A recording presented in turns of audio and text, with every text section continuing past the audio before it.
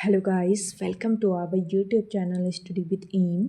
आज मैं आप सभी के लिए काफ़ी इम्पॉर्टेंट क्लास लेके आई हूँ। तो देखिए, आपके आगामी 17 मई को होने वाले वीडियो वीपीडीओ और पटवारी के री एग्ज़ाम के रिगार्डिंग आप सभी को स्टडी विद एम के द्वारा डेली क्लासेस प्रोवाइड की जा रही हैं। क्लास का पार्ट 4 आज मैं आप सभी के लिए लेके आई हूँ, जिसमें हम हिंदी के साथ साथ जीएस डिस्कस करेंगे। इससे पहले भी आप सभी को first, second and third part provide कराए गए हैं, जिसमें हमने काफ़ी इम्पॉर्टेंट कंटेंट आपको प्रोवाइड कराया है। अगर आप लोगों ने नहीं देखा है, आप स्टडी विद एम पर विजिट करके देख सकते हैं। काफ़ी महत्वपूर्ण कंटेंट है आपके वीडियो वीपीडीओ और पटवारी के एग्ज़ाम के लिए। देखिए, आज का ये जो सेशन है ये काफ़ी महत्वपूर्ण रहेगा वीडियो एग्ज़ाम के लिए। साथ ही साथ अगर आप लोगों का कनिष्ठ सहायक का एग्ज़ाम होने वाला है, उसके रिगार्डिंग भी ये सेशन इम्पॉर्टेंट है, तो आप लोग एंड तक बने रहिएगा। सेशन को स्टार्ट कर लेते हैं। स्टार्ट करने से पहले जिन लोगों ने अभी तक हमारे YouTube channel study with M को सब्सक्राइब नहीं किया है, वो सब्सक्राइब कर लें। साथ ही साथ बगल में जो बेल आइकन दिख रहा है, इसे भी प्रेस कर लें, ताकि आपके आगामी एग्ज़ाम के रिगार्डिंग कोई भी वीडियो हम अपने चैनल पर अपलोड करते हैं तो उसका लिंक आपको तुरंत मिल सके। आप लोग हमारा व्हाट्सअप चैनल भी ज्वाइन कर सकते हैं। क्विज़ आपको यहाँ पे कराई जाती है और जितनी भी इम्पॉर्टेंट पीडीएफ होती है यहीं पे हम शेयर करते हैं। स्टडी विद एम नाम से ही हमारा व्हाट्सअप चैनल बना हुआ है, आप लोग चेकआउट कर लीजिएगा। चलिए आज के इस सेशन को स्टार्ट करते हैं। सेशन में आपका पहला क्वेश्चन है, हिंदी के प्रथम गद्यकार हैं। काफ़ी महत्वपूर्ण क्वेश्चन है। तो हिंदी के प्रथम गद्यकार हैं लल्लू लाल। ऑप्शन सी यहाँ पे आपका करेक्ट आंसर है। लल्लू लाल जो हैं, इन्होंने हिंदी गद्य को व्यवस्थित रूप में दिया और इनकी एक प्रसिद्ध रचना है जिसका नाम है प्रेम सागर। प्रेम सागर इनकी एक प्रसिद्ध रचना है लल्लू लाल की। प्रेम सागर हिंदी गद्य साहित्य की प्रारंभिक महत्वपूर्ण कृति मानी जाती है। नेक्स्ट क्वेश्चन देखेंगे, प्रेमचंद के अधूरे उपन्यास का नाम क्या है? तो देखिए, प्रेमचंद का अधूरा उपन्यास है मंगलसूत्र। ऑप्शन बी इस क्वेश्चन का करेक्ट आंसर हो जाएगा। प्रेमचंद द्वारा रचित अंतिम कहानी पूछ लिया जाए कौन सा है, तो अंतिम कहानी है इनके द्वारा रचित कफन। इसे भी आप लोग नोट कर लीजिएगा। प्रेमचंद द्वारा रचित अंतिम कहानी है कफन। मरणोपरांत इनकी कहानी संग्रह मान सरोवर नाम से 8 खंड में संकलित की गई थी। कहानी संग्रह गुप्त धन 2 भागों में इनकी विभक्त थी। प्रेमचंद का प्रथम उपन्यास अगर आप लोगों से पूछा जाता है तो प्रेमचंद का जो पहला उपन्यास था वो प्रेमा था। और किस भाषा में ये लिखा गया था? उर्दू में। उर्दू में ये लिखा गया। सेवा सदन वर्ष 1918 ईस्वी में, सेवा सदन जो है ये वर्ष 1918 ईस्वी में इनका पहला हिंदी में लिखित उपन्यास था। तो काफ़ी महत्वपूर्ण आपका ये क्वेश्चन है। जो भी फैक्ट बता रही हूँ नोट डाउन करते चलिए। और पिछली क्लासेस में भी क्वेश्चन के साथ साथ मैंने महत्वपूर्ण फैक्ट आपको बताए हैं। अगर आप लोगों ने पुराने क्लासेस नहीं देखी हैं, आप देख लीजिएगा। वीडियो वीपीडीओ और पटवारी का जो एग्ज़ाम आपका री एग्ज़ाम होने वाला है उसमें आपको काफ़ी हेल्प मिल जाएगी। चलिए बढ़ते हैं अगले क्वेश्चन की ओर। अगला है आपका, निराला को कैसा कवि माना जाता है? देखिए, निराला सूर्यकांत त्रिपाठी निराला जी जो हैं, इन्हें क्रांतिकारी कवि माना जाता है। ऑप्शन ए इस क्वेश्चन का बिल्कुल करेक्ट आंसर हो जाएगा।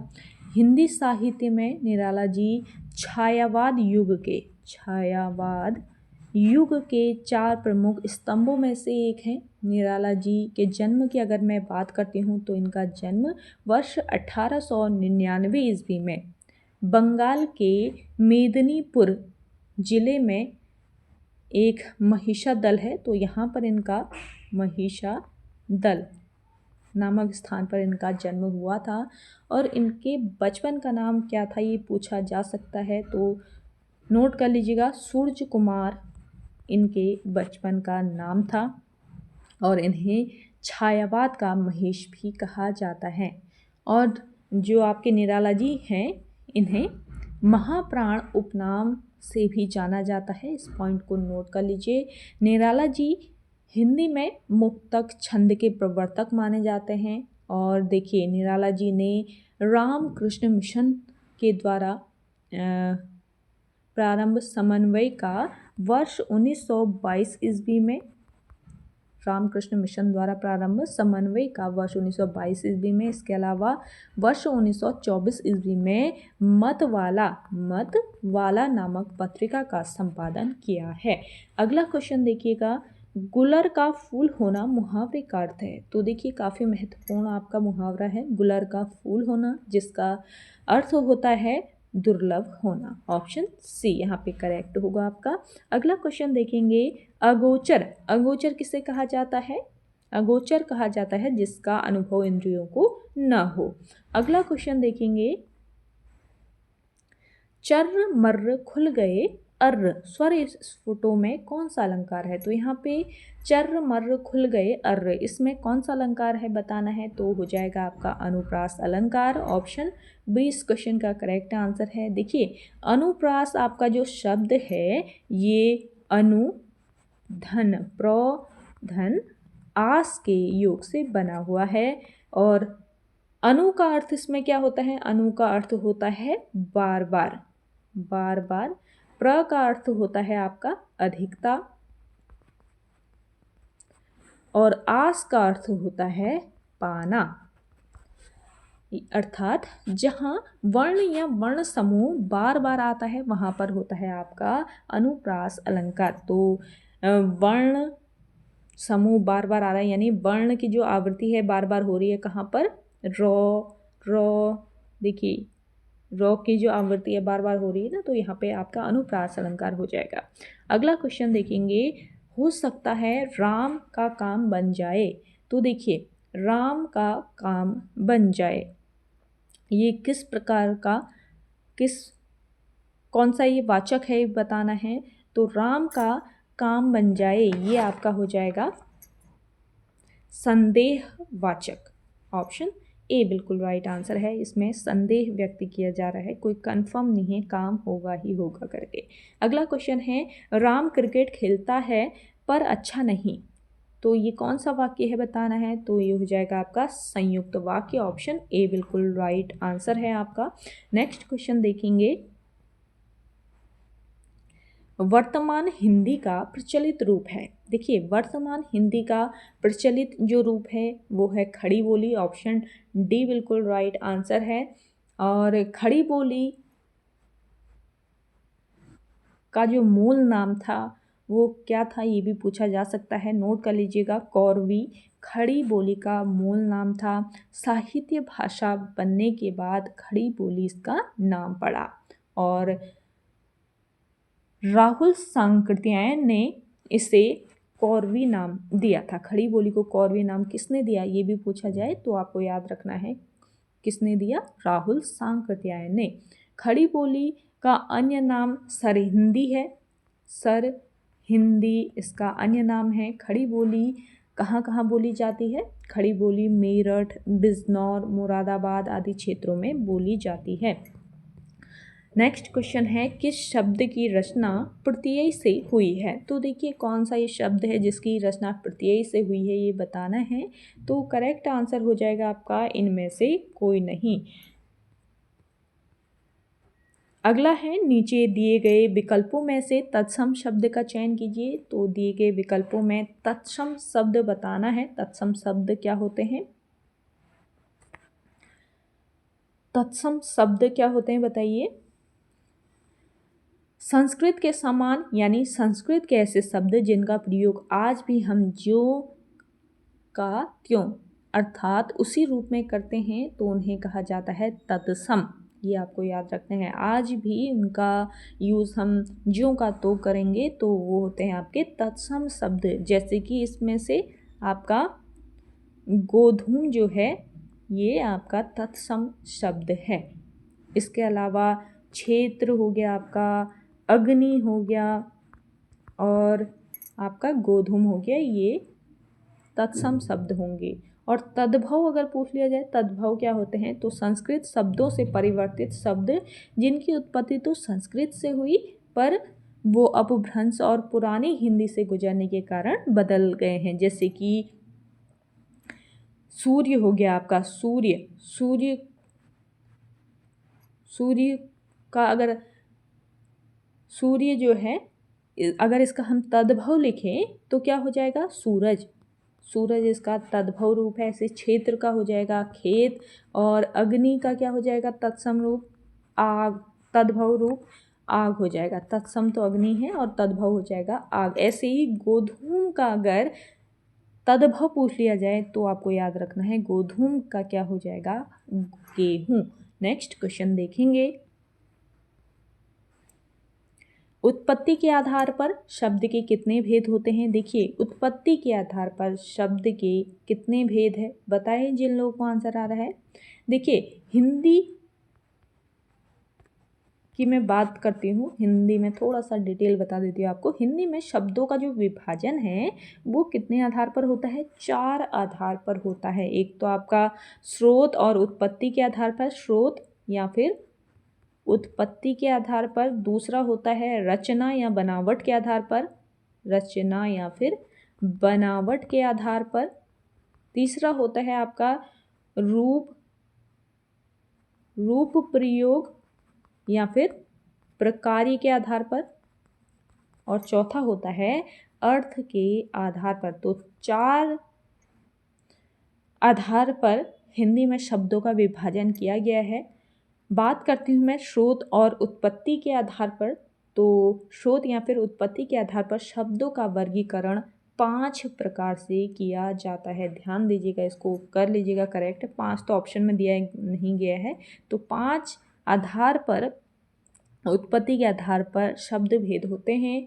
पहला कौन सा, देखिए, एक तो होता है आपका तत्सम, दूसरा होता है तद्भव, तीसरा हो जाएगा आपका देशज, चौथा विदेशज,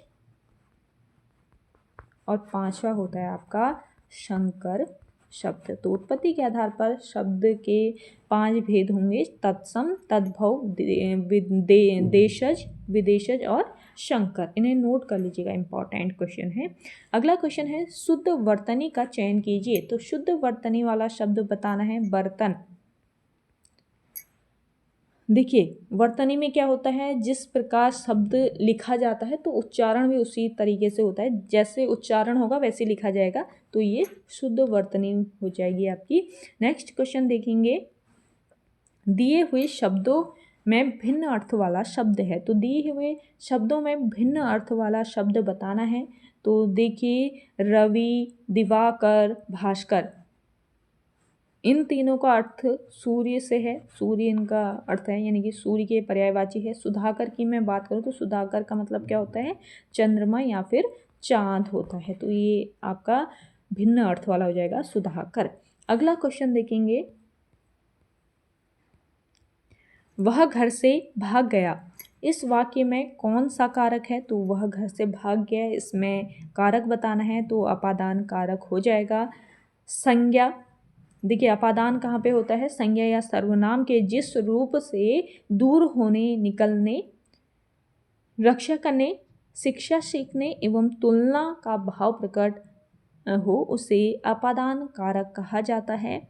और वाक्य में अगर हम देखें, वह घर से बाहर गया, तो यहाँ पर अपादान कारक घर है क्योंकि घर स्थिर है। तो यहाँ पे अपादान कारक है आपका इस सेंटेंस में, ध्यान दीजिएगा, अलग होने की स्थिति यहाँ पे व्यक्त की गई है। अगला क्वेश्चन देखेंगे, निम्न में से विकारी शब्द कौन सा है। विकारी हो जाएगा इसमें से आपका लड़का।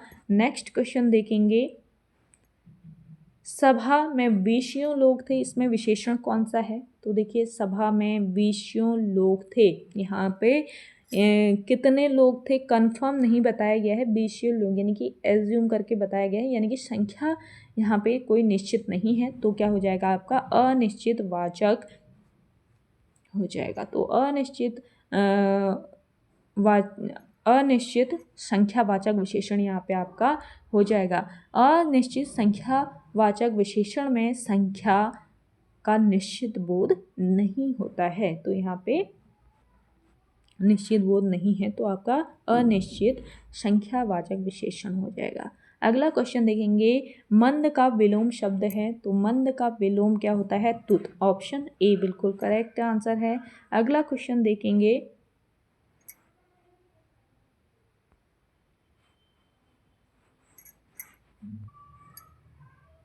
मंद का तुत नहीं द्रुत कर लीजिएगा, द्रुत होता है मंद का, तो ये आपको याद रखना है, द्रुत कीजिएगा। इसके ऊपर जो क्वेश्चन है ये मंद का विलोम द्रुत।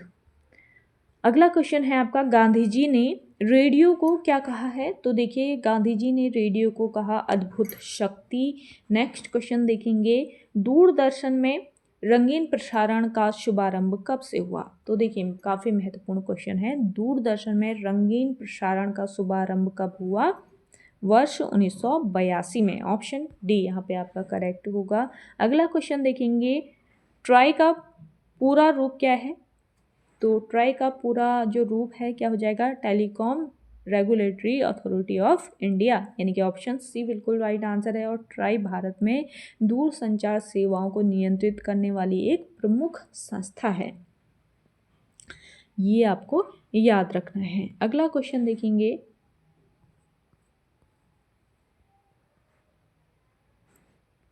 अंतर्राष्ट्रीय शांति एवं अहिंसा दिवस किस तिथि को मनाया जाता है? तो अंतर्राष्ट्रीय शांति एवं अहिंसा दिवस ये मनाया जाता है 21 सितंबर को। 21 सितंबर को अंतर्राष्ट्रीय शांति दिवस होता है और अहिंसा दिवस आप सभी को पता है 2 अक्टूबर को होता है। तो दोनों को मर्ज करके अंतर्राष्ट्रीय शांति दिवस और अहिंसा दिवस ये आपके 21 सितंबर को मनाया जाता है। नेक्स्ट क्वेश्चन देखेंगे, अर्थशास्त्र किस विषय पर लिखी गई पुस्तक है? अर्थशास्त्र जिसके लेखक कौन है? कौटिल्य। कौटिल्य इसके लेखक हैं और ये राजनीति पर लिखी गई एक पुस्तक है। नेक्स्ट क्वेश्चन देखेंगे, सिनेमा के क्षेत्र में उत्कृष्टता के लिए कौन सा पुरस्कार दिया जाता है? तो सिनेमा के क्षेत्र में उत्कृष्टता के लिए दिया जाने वाला जो पुरस्कार है वो है आपका दादा साहेब फाल्के पुरस्कार। और पहली बार ये पुरस्कार कब दिया गया था? 1969 में। किसे दिया गया था? देविका रानी को। देविका रानी को इसे सबसे पहली बार दिया गया। चलिए अगला क्वेश्चन है आपका, सारनाथ स्थित राष्ट्रीय स्तंभ का कौन सा भाग राष्ट्रीय प्रतीक के रूप में लिया गया है? तो देखिए यहाँ पे आपका करेक्ट आंसर हो जाएगा शीर्ष भाग। सारनाथ स्थित राष्ट्रीय स्तंभ का कौन सा भाग राष्ट्रीय प्रतीक के रूप में? शीर्ष भाग इसमें राष्ट्रीय प्रतीक के रूप में लिया गया है। सारनाथ स्तंभ की अगर मैं बात करती हूँ तो सारनाथ स्तंभ मौर्य सम्राट अशोक द्वारा बनवाया गया और यह स्तंभ उत्तर प्रदेश के सारनाथ में स्थित है। सारनाथ स्तंभ का शीर्ष भाग क्या है? 4 सिंहों वाला भाग है, 4 सिंहों वाला ये भाग है ऊपर का, तो इसे भारत के राष्ट्रीय प्रतीक के रूप में लिया गया है। अगला क्वेश्चन देखेंगे, वायुसेना में प्रथम महिला पायलट कौन है? तो वायुसेना में प्रथम महिला पायलट कौन है ये बताना है। तो करेक्ट आंसर हो जाएगा यहाँ पे आपका हरिता कौर देओल। ऑप्शन बी इस क्वेश्चन का करेक्ट आंसर है। हरिता कौर देवल ने वर्ष 1994 ईस्वी में भारतीय वायुसेना के विमान को अकेले उड़ाकर इतिहास बनाया था। आप सभी को ये सेशन पसंद आ रहा है, आप लोग लाइक कर लें। जिन लोगों ने अभी तक हमारे YouTube channel study with M को सब्सक्राइब नहीं किया है वो सब्सक्राइब कर लीजिए। आगामी एग्ज़ाम के लिए स्टडी विद एम के द्वारा काफ़ी प्रयास किए जा रहे हैं, आपको समय समय पर क्लासेस प्रोवाइड की जा रही हैं, तो आप लोग देख सकते हैं रेगुलरली इन क्लासेस को स्टडी विद एम पर विजिट करके। चलिए अगला देखते हैं। अगला है, स्पेन की संसद का क्या नाम है? स्पेन की जो संसद है इसका नाम है कॉर्टेस। ऑप्शन ए बिल्कुल करेक्ट आंसर हो जाएगा। नेक्स्ट देखेंगे, IBM का अर्थ क्या है? तो IBM का अर्थ होता है international business machine. Option A इस क्वेश्चन का करेक्ट आंसर होगा। अगला क्वेश्चन देखेंगे, प्रमुख मेमोरी डैश के समन्वय से कार्य करती है? तो देखिए प्रमुख मेमोरी जो होती है ये किसके समन्वय से कार्य करती है? CPU के समन्वय से। ऑप्शन बी इस क्वेश्चन का करेक्ट आंसर होगा। अगला क्वेश्चन देखेंगे, निम्न में से आउटपुट डिवाइस है, तो इनमें से आउटपुट डिवाइस हो जाएगी आपकी कौन सी? प्रिंटर, स्पीकर, प्रोजेक्टर सभी, तो ऑप्शन डी यहाँ पे आपका करेक्ट आंसर हो जाएगा। नेक्स्ट क्वेश्चन देखेंगे, खालसाओं के 5 अनिवार्य लक्षण जिन्हें 5 करार कहा जाता है, किसने निर्धारित किया? तो देखिए, खालसाओं के 5 करार या 5 अनिवार्य लक्षण निर्धारित किए थे गुरु गोविंद सिंह ने। खालसा पंथ की स्थापना गुरु गोविंद सिंह ने करी वर्ष 1699 ईस्वी में, और इसकी स्थापना बैसाखी के दिन आनंदपुर साहिब में हुई थी। अगला क्वेश्चन देखेंगे, अद्वैतवाद सिद्धांत के प्रतिपादक कौन है? देखिए, अद्वैतवाद सिद्धांत के प्रतिपादक हैं आदि गुरु शंकराचार्य। ऑप्शन बी यहाँ पे आपका राइट आंसर है। आदि गुरु शंकराचार्य भारत के महान दार्शनिक और संत थे। इन्होंने अद्वैत वेदांत के सिद्धांतों को पुनर्जीवित और प्रचारित किया।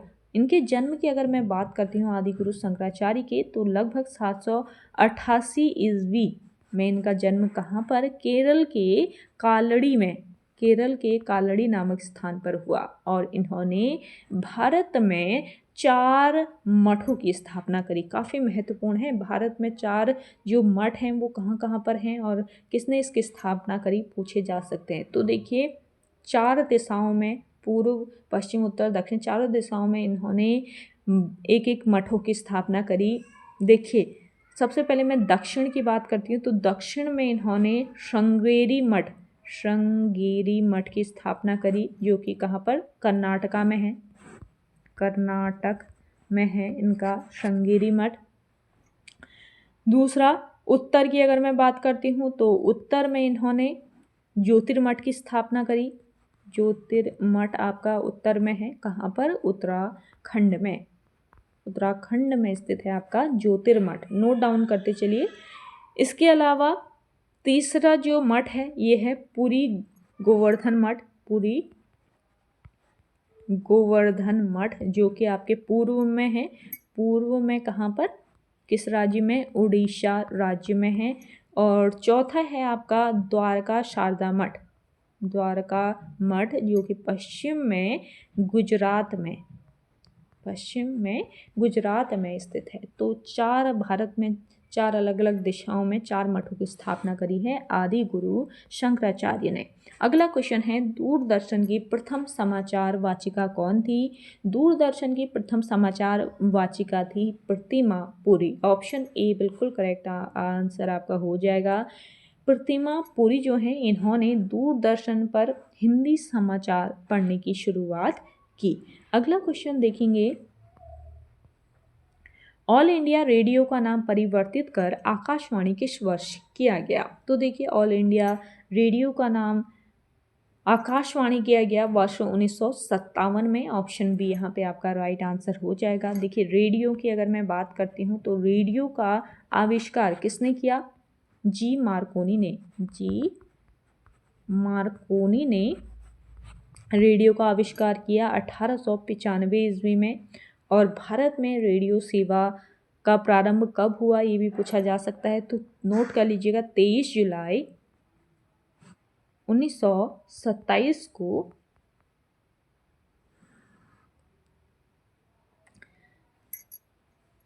23 जुलाई 1927 को भारत में रेडियो सेवा प्रारंभ हुई। और वर्ष 1936 की अगर मैं बात करती हूँ, वर्ष 1936 की बात की जाए, तो वर्ष 1936 में ऑल इंडिया रेडियो की स्थापना हुई।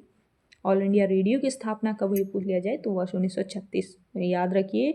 और इसका नाम वर्ष 1957 ईस्वी को क्या रखा गया? आकाशवाणी रखा गया। तो कुछ पॉइंट जो आपको बताए जा रहे हैं ना, उनको नोट करते चलिएगा।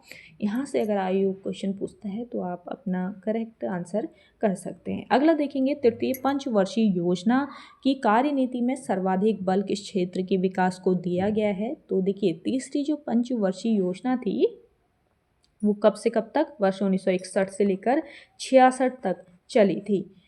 तो तीसरी पंचवर्षीय योजना में कृषि के विकास पर सर्वाधिक बल दिया गया। और देखिए इस योजना का उद्देश्य क्या था, खाद्यान्न का उत्पादन बढ़ाना और देश को आत्मनिर्भर बनाना इसका मुख्य उद्देश्य था। अगला क्वेश्चन देखेंगे, मेक इन इंडिया कार्यक्रम का लोगो क्या है। देखिए इंपॉर्टेंट क्वेश्चन है, मेक इन इंडिया कार्यक्रम इसकी शुरुआत कब होती है, 25 सितंबर 2014 को इसकी शुरुआत हुई मेक इन इंडिया कार्यक्रम की, और इसका जो लोगो है वो शेर है। अगला क्वेश्चन देखेंगे, किसी देश की आर्थिक वृद्धि की सर्वाधिक उपयुक्त माप है। तो देखिए किसी देश की आर्थिक वृद्धि की सर्वाधिक उपयुक्त माप क्या होती है, सकल घरेलू उत्पादन यानी कि जीडीपी, उस देश की जीडीपी। तो जीडीपी किसी देश में एक निश्चित समय में उत्पादित सभी वस्तुओं और सेवाओं का कुल मूल्य बताता है। इससे पता चलता है कि अर्थव्यवस्था में कितनी तेजी आई है। अगला क्वेश्चन देखेंगे, भारत का सबसे बड़ा उद्योग कौन सा है। तो ये है आपका कपड़ा। अगला क्वेश्चन देखेंगे, हरित क्रांति के दौरान मोटे अनाजों या दलहन का उत्पादन क्या हुआ था, घटा था।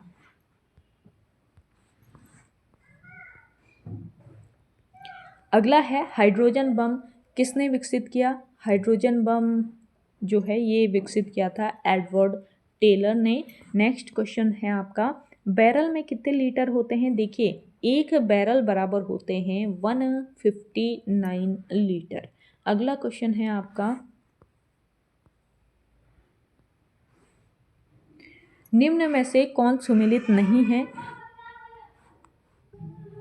तो देखिए यहाँ पे सुमेलित नहीं है आपका टोकोमीटर दबाव। तो टोकोमीटर क्या मापता है, अमीटर आपका विद्युत धारा, एमिनोमीटर वायु की चाल, पायरोमीटर उच्चता मापता है। टोकोमीटर क्या मापता है, टोकोमीटर किसी भी मशीन या फिर वाहन के इंजन के घूमने, ध्यान दीजिएगा, किसी मशीन या फिर वाहन के इंजन के घूमने की गति को आरपीएम यानी कि रेवोल्यूशन पर मिनट में मापता है। अगला क्वेश्चन देखेंगे, अगला क्वेश्चन है आपका, संविधान सभा के उद्घाटन अधिवेशन की अध्यक्षता किसने की थी। तो देखिए संविधान सभा के उद्घाटन अधिवेशन की जो अध्यक्षता है ये सच्चिदानंद सिन्हा ने की। देखिए 9 दिसंबर 1946 की अगर मैं बात करती हूँ, 9 दिसंबर 1946 को संविधान सभा जो है इसकी पहली बैठक हुई थी जिसमें सच्चिदानंद सिन्हा को अस्थायी अध्यक्ष बनाया गया। और 11 दिसंबर 1946 को डॉक्टर राजेंद्र प्रसाद को स्थायी अध्यक्ष चुना गया। ये आपको याद रखना है। परमानेंट जो अध्यक्ष बने कौन बने, राजेंद्र प्रसाद।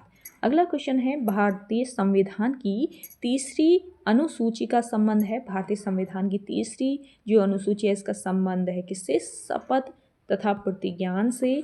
नेक्स्ट देखेंगे, नागरिकता प्राप्त करने व खोने के विषय में विस्तार से चर्चा कहाँ पर की गई है। ये वर्ष 1955 के नागरिकता कानून में की गई है।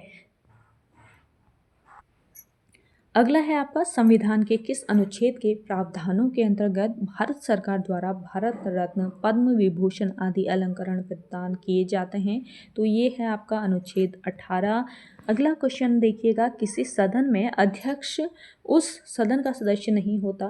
तो किस सदन में, ये सदन है आपका राज्यसभा। अगला क्वेश्चन देखेंगे, भारतीय संविधान के निर्माण में सर्वाधिक गंभीर प्रभाव निम्नलिखित में से किसने छोड़ा था। तो ये भारत सरकार अधिनियम 1935 ने छोड़ा। ऑप्शन बी यहाँ पे आपका करेक्ट आंसर है। अगला क्वेश्चन देखेंगे, निम्न में से कौन सा दर्रा सिक्किम राज्य में स्थित है। सिक्किम दर्रा आपके सिक्किम राज्य में कौन सा दर्रा है ये बताना है। तो ये है आपका नाथुला और जेलेपला दर्रा, ये सिक्किम राज्य में है। माना और नीति दर्रा ये आपके कहाँ पर हैं, उत्तराखंड राज्य में है। इसके अलावा बुर्जिल और जोजिला ये आपके कहाँ पर, जम्मू कश्मीर में है, जम्मू कश्मीर में। और शिपकिला और यांगपा दर्रा, शिपकिला आपके कहाँ पर है, हिमाचल प्रदेश में है, हिमाचल प्रदेश में शिपकिला दर्रा। और भारत और चीन की सीमा पर है ये शिपकिला दर्रा। और यांगयाप जो दर्रा है ये आपके अरुणाचल प्रदेश में भारत और चीन के बीच सीमा बनाता है, तो ये आपको याद रखना है। अगला क्वेश्चन देखेंगे, वेनगंगा तथा पेनगंगा किसकी सहायक नदी है? तो वेनगंगा और पेनगंगा ये सहायक नदियां हैं किसकी? गोदावरी नदी की। गोदावरी नदी इसका उद्गम कहाँ से होता है पूछ लिया जाए तो गोदावरी नदी का उद्गम कहाँ से? त्र्यंबकेश्वर के पास ब्रह्मगिरी पर्वत से होता है। किस पर्वत से होता है? ब्रह्मगिरी नामक पर्वत से इस नदी का उद्गम होता है। और ये स्थान कहाँ पर है? ब्रह्मगिरी, ये महाराष्ट्र राज्य के नासिक जिले में स्थित है। तो ओके गाइस, आज के सेशन में इतना ही। आई होप आप सभी को आज का ये सेशन काफ़ी पसंद आया होगा। अगर आप सभी को आज का ये सेशन पसंद आता है तो इस सेशन को लाइक कीजिए, शेयर कीजिए। जिन लोगों ने अभी तक हमारे YouTube channel study with M को सब्सक्राइब नहीं किया है वो सब्सक्राइब कर लें। तो चलिए मिलते हैं एक नेक्स्ट इंटरेस्टिंग वीडियोज़ के साथ, तब तक के लिए धन्यवाद।